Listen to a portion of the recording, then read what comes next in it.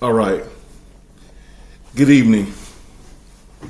This is Brother John Phillips back again.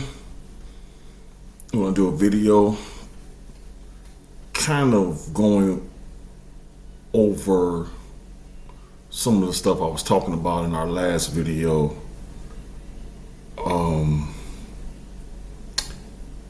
The last video was, I'm sorry, let me look here. What's the name of the last video? Tearing down strongholds, denominations, divisions. Going over some of the stuff I talked about in that video. I want to point out a couple of things. I kind of feel like I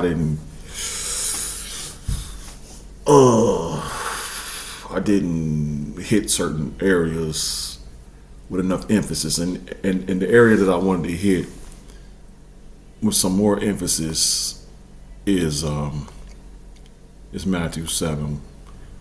We read from Matthew 7 yesterday. I'm not going to read the whole chapter as I did yesterday. I'm only going to read a part of it. I'm going to start the 21st verse. And it says, "Not everyone that saith unto me, Lord, Lord, shall enter into the kingdom of heaven, but he that doeth the will of my Father which is in heaven. Many will say to me in that day, Lord, Lord, have we not prophesied in thy name? And have we not cast out devils and done thy name, cast out many devils, and in thy name done many wonderful works? And then I will profess unto them, I never knew you. Depart from me, ye that work iniquity." Now, why did I want to go over this verse? Because there's some points I want to point out. In one of our other videos, we were in Romans 12, and that was tearing down strongholds, Operation Religion, part 1 and 2. And we were in Romans 12, and it says, I'm gonna start the first verse. No, I'm gonna just start the second verse. "And be ye not conformed to this world, but be ye transformed by the renewing of your mind, that ye may prove what is a good and acceptable and perfect will of Yah." Okay, so what I'm trying to point out here is this word world. Is this word world. Be ye not conformed to this world. Okay? Be ye not conformed to this world, but be ye transformed by the renewing of your mind. What's up with this word world? Well, many think when we're talking about the world, and some of you get it and you understand, but I'm pointing this out to anybody who may come across my videos and don't understand. Many people think world is outside of their church. And just because you're in a church doesn't mean you're not the world. That's what we're trying to point out today. Just because you are in a church does not mean you are not the world. And there's a way to discern that here. Going back. Oh.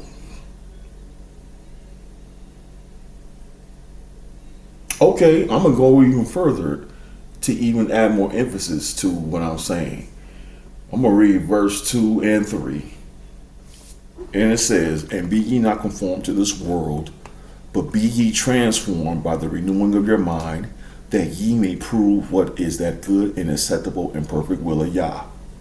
For I say, through the grace given unto me, to every man that is among you, not to think of himself more highly than he ought to think, but to think soberly, according as Yah have dealt to every man a measure of faith." So, hey, just because you go to church, don't think that you saved. Don't think you made it and that you arrived. You better think soberly. And when I think about thinking soberly when it comes to dealing with the Most High, I'm thinking about dotting my I's and crossing my T's and making sure I'm right and making sure the Most High is pleased with me. But I'm going to go even further to prove to you that just because you are in the church does not mean you are not in the world. I'm going to show you how the world can be a church, how the church can be the world, and how the Most High cannot be pleased. And that's going back to Matthew 7. Not everyone. See, this is how you, again, this is who he teaches doctrine and how to understand doctrine. Them that are weaned from the milk and drawn from the breast. The line must be up on line must be up on line, precept upon precept, precept upon precept, here a little, there a little. As I explained in one of the other videos, we're going from Romans 12, here a little, to Matthew 7 and 21, there a little. But anyway, again, showing you that just because you're in church does not mean you're not in the world. Not everyone that saith unto me, Lord, Lord, shall enter into the kingdom of heaven, but he that doeth the will of my Father which is in heaven. Many will say to me in that day, Lord, Lord, have we not prophesied in thy name? And have we not cast out devils and done many works, wonderful works? Listen, man, those are church people. They're prophesying. These are prophets. They're prophesying in the name of Yah. And they're casting out devils. These are church people. These are preachers and teachers that have gifts. They're gifted. And they know how to work their spiritual gifts. But they are the world. Because they work iniquity. All right? So I just wanted to point that out. So just because you go to a so-called church does not mean you're not in the world. And I think many people think that they're out of the world because they go to church every Sunday. So just wanted to point that out. Also, I wanted to go over this article here. This article I read a few years ago. Man, this article blessed me, and it goes in the context of the subject matter that we're speaking on this evening. Let's see. I'm trying to see who this is.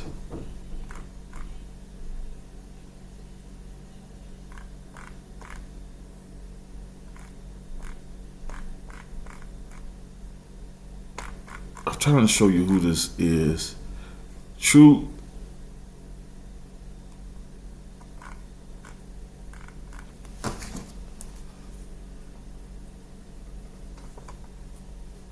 Hold on one second. I apologize. I want to look on my other device, see if I got the notes to this article. I want to tell you who published this.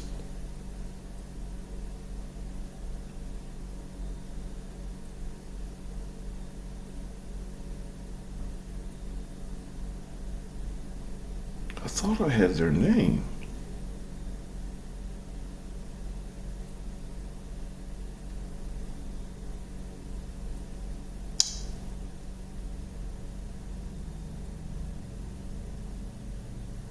Living Word Aggressive Christianity.net. Now these are Christians, but this is truth. I got, again, here a little, there a little, and just because they're Christians this is truth, man, and I had to. I like what I was reading here. He really went in on some truth. Here a little, there a little. The Most High can speak to anyone. So again, this is aggressivechristianity.net. Shout out to you all. This is a powerful video. A powerful article. Anyway, yeah. The correct meaning of church and ecclesia. Okay, I'm going to read a lot of this article. I may read it all, and then I'm gonna get my thoughts as I go. Okay. Thank you, Father Yah. Thank you, Holy Spirit. Okay, let us make it clear from the beginning that the established religious system, which manifests itself in the abomination called church, is not of God. Now, he called it an abomination, and which I totally agree with. I believe I said yesterday that the church, what we call churches, are the gates of hell. Your pastors are gatekeepers, and their job is to keep you in confusion. They don't give you all the goods where you can really operate in the power of the Most High. And that's what a good leader should do. Christ had 12 disciples, and he showed them how to do the same works that he was doing. But these pastors nowadays, they put themselves on a pedestal, and they keep everybody else below them. That is not the way the Most High does things. Okay. Anyway, so they call it an abomination. Let us make it clear from the beginning that the established religious system, which manifests itself as an abomination called church, is not of God. We intend to make it very clear by studying the Greek words found in the New Testament that the pattern which God intends his people to follow and live by is the ecclesia system. The ecclesia. And it's radically different from that which is called church. And in our day, as you read this short study, the truth will dawn on you that Christianity today have been fed a lie, and that they have been enslaved by the religious systems of men. And you know, I looked at the word ecclesia online, and most of their articles I find are not consistent with this. Okay, they're trying to lead you astray. But I believe this is accurate. Okay, so let's continue.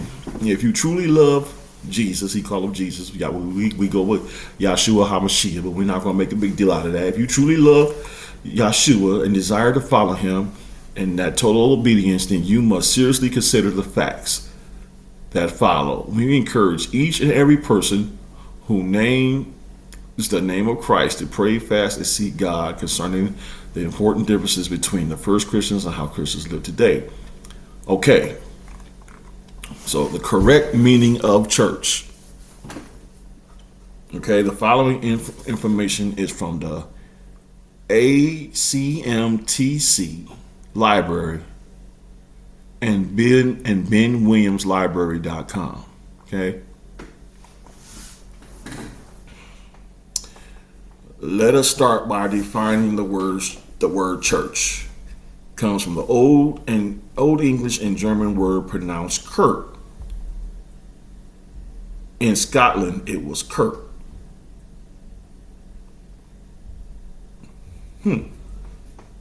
Like Captain Kirk.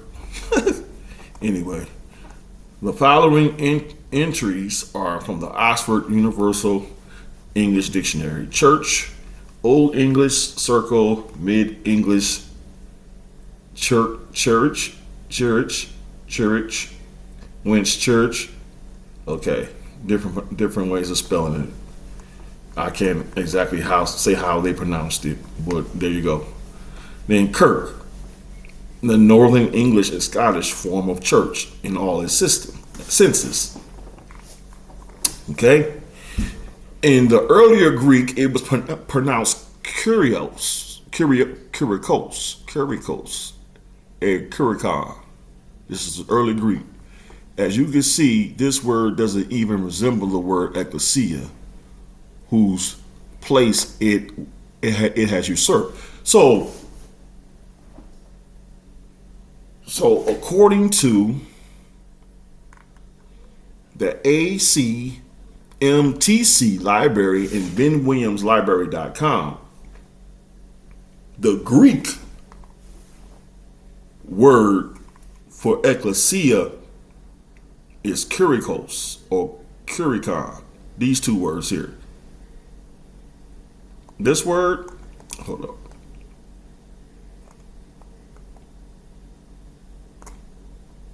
And this word, according to the ACTMTC in Ben Williams Library. But if you look on any other online source, the word for church is ecclesia in Greek. So they don't agree.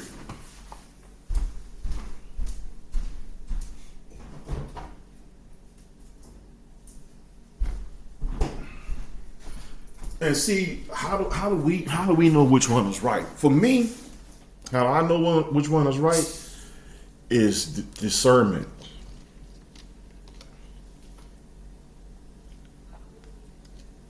These churches are powerless, and I am a facts cat. I like evidence that there's some power, and there's no power in these buildings. There's not even any truth. They're meant to deceive you. So anyway, I'm going to continue. And you can, Hosea 4:6, my people are destroyed for lack of knowledge. Why? Because thou hast rejected knowledge, so I will reject thee. That you are no longer priest to me. I mean, you can reject this knowledge if you want. It's up to you. You could do two things. You could reject this knowledge, or you could look more into it. We're sowing seed, giving you a seed that you could look more into, and study to show yourself approved. Okay, I'm gonna continue. The meaning of kurikos is understood by its root kurios, which means Lord. The kurikos church means pertaining to the Lord. It refers something that pertains to or belongs to a Lord. The Greek kurikos eventually came to be used in Old English form as okay, this is how you pronounce it. Kiriki. Okay? Kiriki, and then church. Kiriki, and eventually church.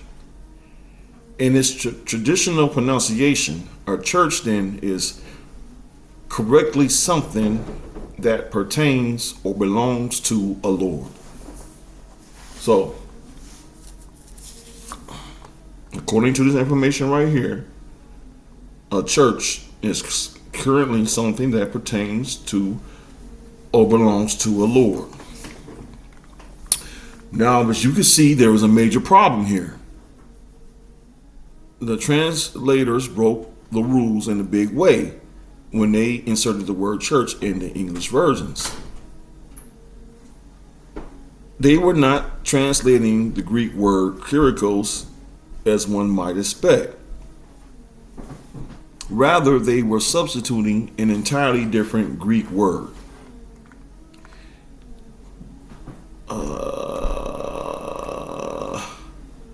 This was not honest.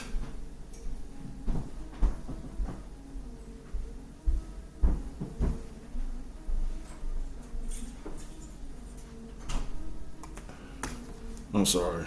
Give me 1 second.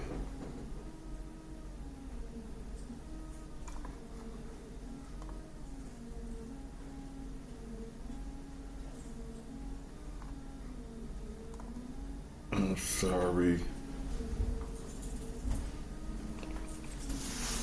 Okay. This was not honest.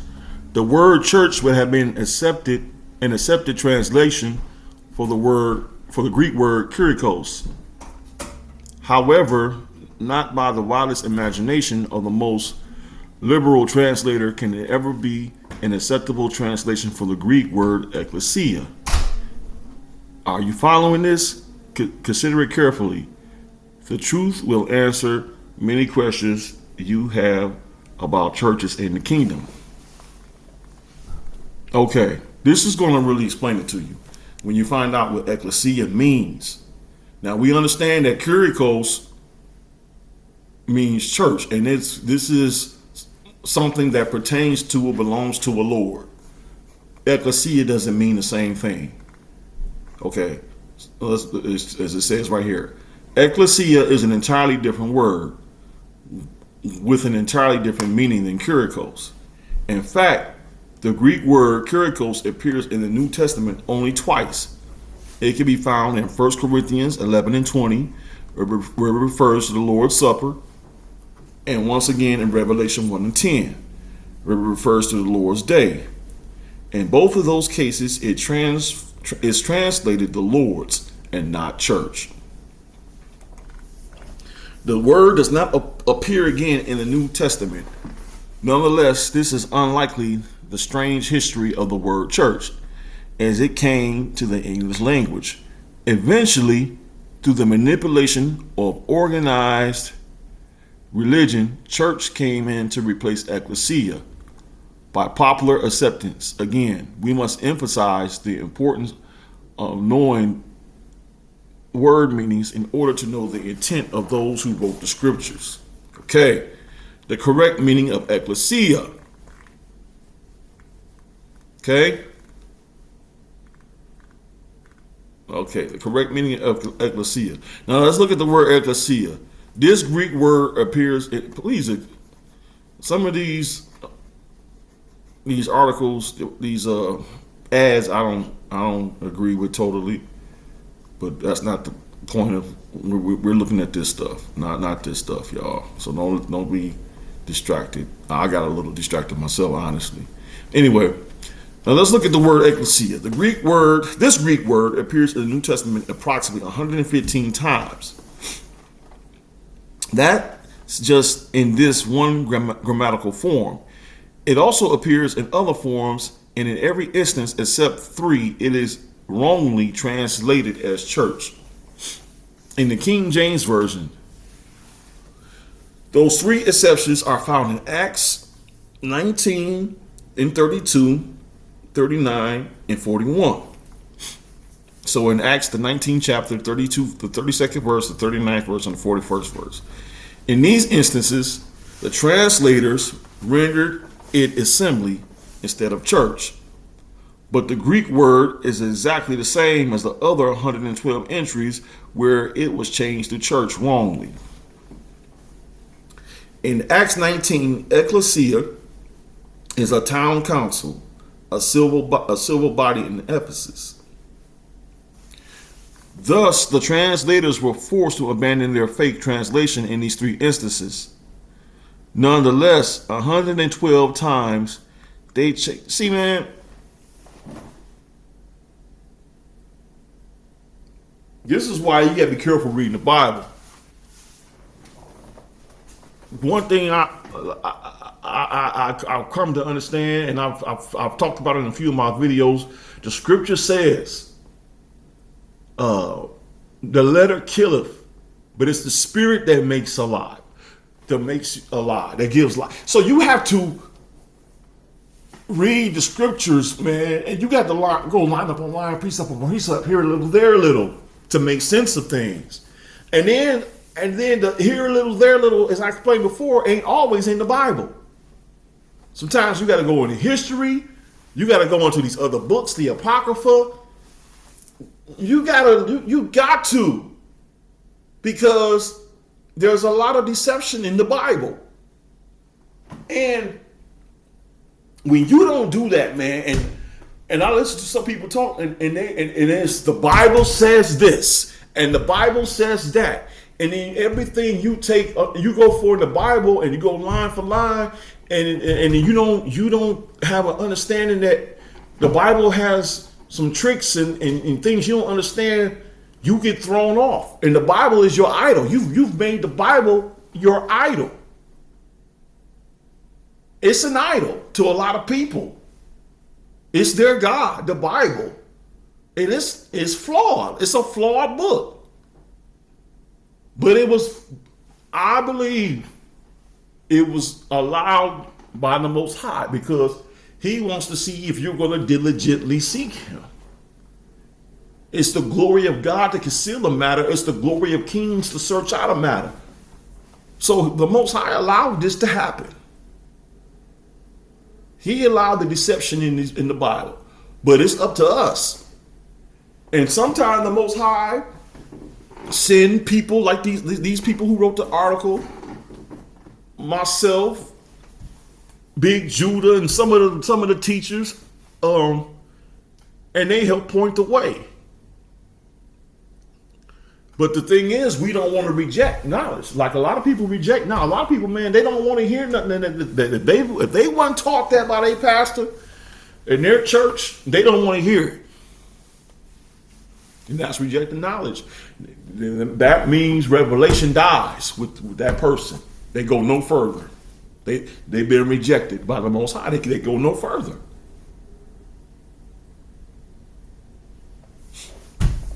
Okay.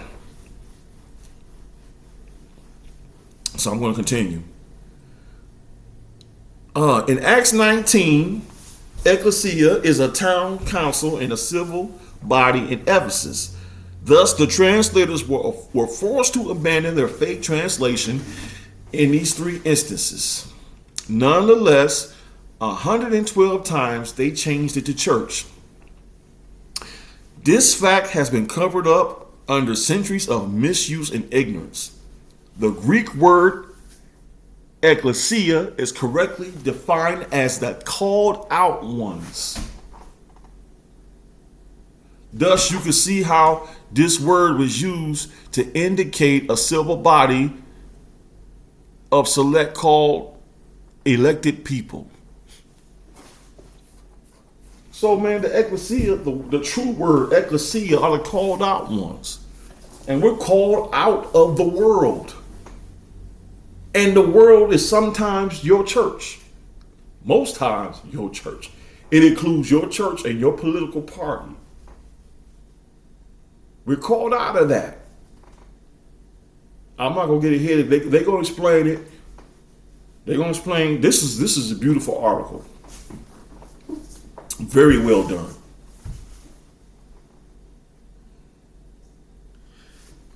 According to the Encyclopedia Britannica, in the New Testament, ecclesia, signifying convocation, is the only single word used for church.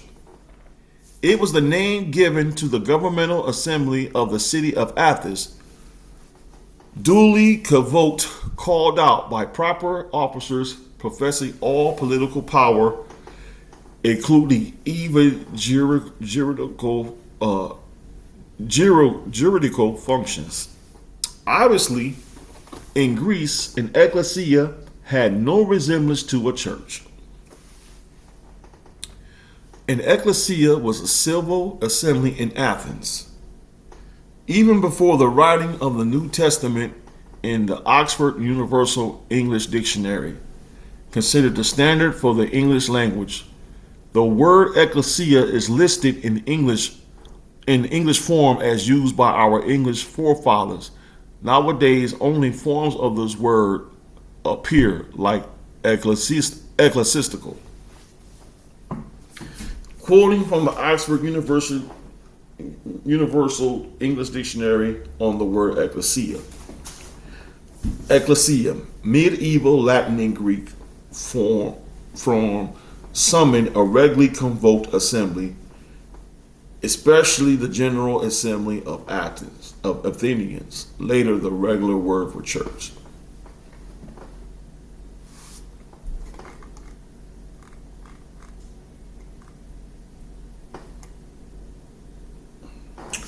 Thus, two of the most prestigious word resources in the English language confirm that the fact that ecclesia was originally a select civil body summoned or convoked for a particular purpose.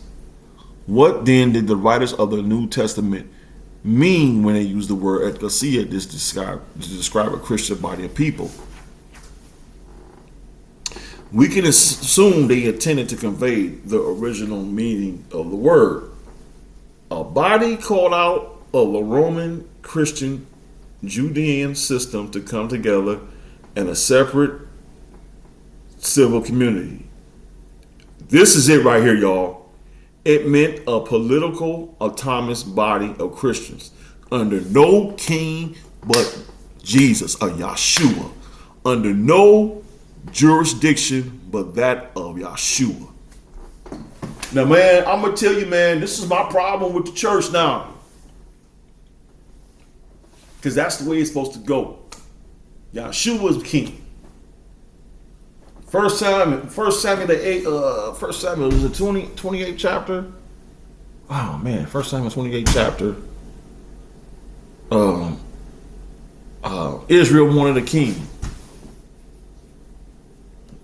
They told the prophet Samuel they wanted a king like the other nations, and Samuel went to the Most High and told the Most High God that what Israel wanted, and the Most High God told Samuel, "Don't be mad, Samuel. They're not rejecting you; they're rejecting me. The Most High God, they're rejecting me. Give them their king." And then he gave them a list of things that were going to happen, a list of consequences that they would receive because of the king, and he gave them their king. So,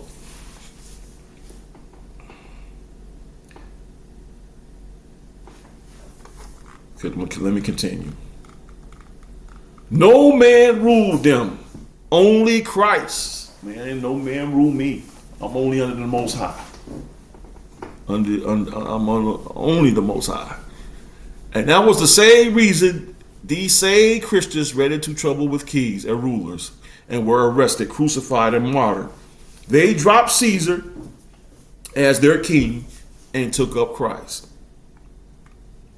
Acts 17, verse 1 through 6, we see Paul. See, man, back when they were given the jab 4 years ago in 2020, when they were pricking everybody with the jab, they were going into church houses. They were going into the churches, and they were giving their rigmarole. They were giving their spiel of why the jab needed to be given. So they were advising the pastors. The system was, the government. But man, this is not how it's supposed to be done. If you look at back in the Old Testament, I know for sure when Saul was king, the prophet Samuel, I believe Samuel was the prophet at that time. Forgive me if I'm mistaken. I believe Samuel was a prophet, but he was advising the king. He was advising the king. The Most High was giving the word to the prophet, and the prophet advised the king. The prophet advised the government, not the government advising the prophet. The government is not supposed to be advising the church or the body. The body is supposed to be advising the government. They should be getting their instructions from the Most High, not the other way around. So the way it's set up now, they're giving their instructions to the body, to the people. They're the people's God. See? So this is why this article is very good, and they're accurate. They're very accurate with these words. But you ain't gonna take my word for it. Study to show yourself approved. Okay?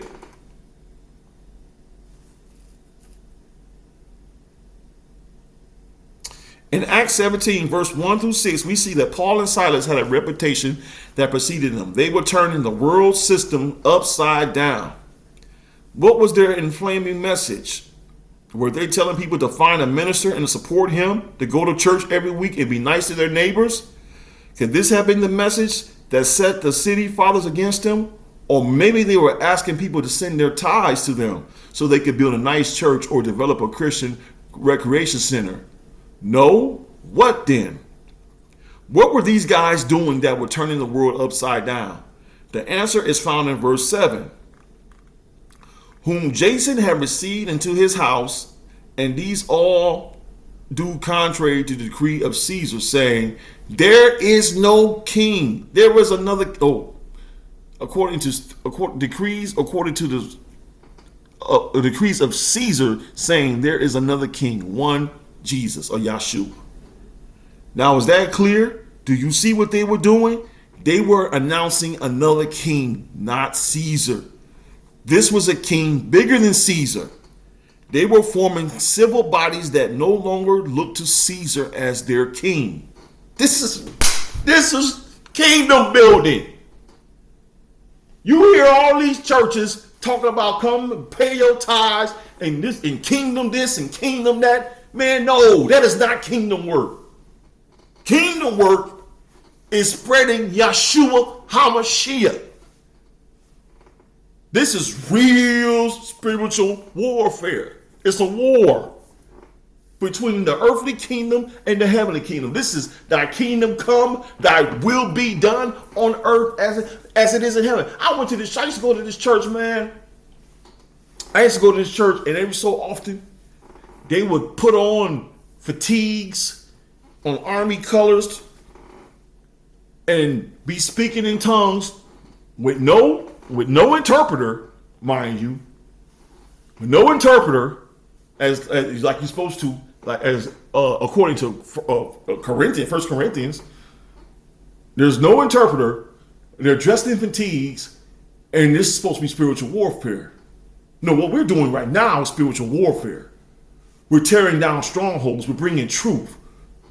We're declaring King Yahshua HaMashiach, the God of the Hebrews, of Israel. He's the God of all. Yahshua, we're spreading the Most High. Okay? Man, this is a good article. They were forming civil outposts for Christ's conquering army. They were at war. This is war. This is spiritual warfare. Paul and Silas were not church builders. See, man, as I told y'all earlier, the churches, the way they're set up now, they are the gates of hell. They are to keep you docile and obedient to the king, to this government. They are the gates of hell. Okay? This is a Hellenized society, as I explained in one of the other videos. We've been Hellenized. Okay? Your pastor is a gatekeeper. He's to keep you in check. I used to go to the church, man, and then this dude would have us reading different verses of Proverbs. No, brother, that ain't gonna do it for me. You gonna dictate the way I read the scriptures? I don't think so. Line upon line, precept over precept, precept over precept, here a little, there a little. Proverbs is, you want me to read all Proverbs? No. Not going to work. They were dethroning rulers in the minds of the people and alienating them from the mental hold Caesar had upon them. Here go that word again, through Hellenistic central government. Okay? Oh, no, they got heathenist. I'm sorry. Through heathenistic central government. They were teaching people the principles of Christian government. They were putting forth the call of God to whomever would obey, hear and obey. And those whose hearts responded to the call became citizens of Yahweh Christ's kingdom and joined themselves to the ecclesia, a community of believers. Great article. So, man, that's what this thing is, man. We at war. And the enemy been sending his little soldiers all to me, trying to break me down, man. But I'm confident in the Most High because He's shown me that He got my back, and He's covering me. So I'm gonna leave it right there. Hope you got something out of it, man. Ecclesia, not the church. That's the gates of hell. And upon this rock, I will build my church, and the gates of hell shall not prevail against it. What's the rock? It's the truth. It's the truth. The gates of hell is trying to prevail against the truth. We are at war. We've been at war for hundreds of years, and they've been winning. But now the Most High is revving up and giving us the keys and giving us the ability to fight back. Truth. We speak truth, and we lift up Yahshua HaMashiach. We lift up the Most High, and we do it unapologetically. All right. Hope you got something from the video. Thank you, and good evening. This is Brother John Phillips. Hope your home and family is blessed. Thank you once again.